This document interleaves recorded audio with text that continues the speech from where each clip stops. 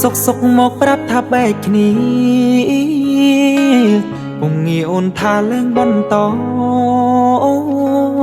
ថាបងក្រគ្មានគេអាកអូនមិនអាចបន្តបា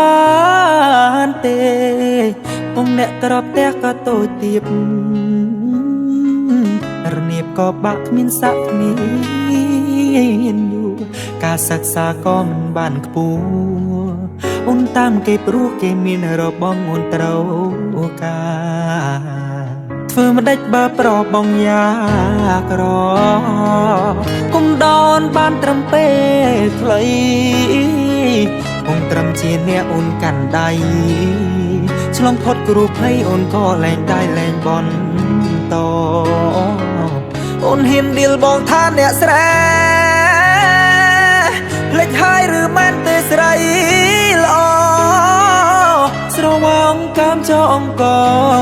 ចោសង្សារអ្នកក្រស្រីល្អរត់តងអ្នកមីកាគ្រាយាក្រប្រលអនោះនៅឯណាបានត្រនំថ្មីស្រីភ្លេចនាងស្រែចំការឡើងឡាននឹងគេលយអចា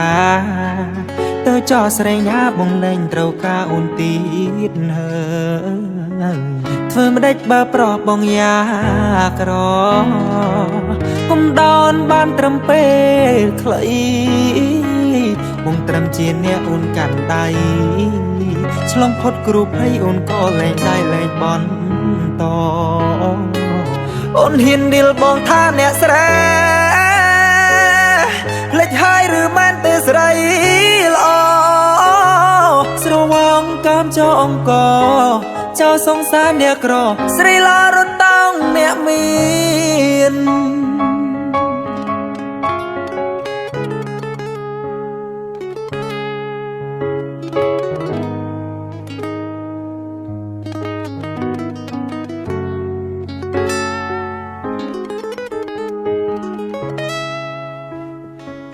ធ្វើមិនដេចបើប្របងយ៉ាក្រគុំដនបានត្រឹមពេលខ្លីបងត្រឹមជាអ្នកអូនកាន់ដៃឆ្លងផុតគ្រូភ័យអូនក៏លែងได้លែងបន្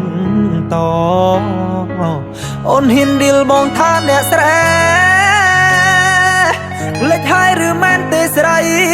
ល្អស្រវាអង្គកាមចោអង្គចោសង្សារអ្នកក្រស្រីល្អរត់តងនាងមី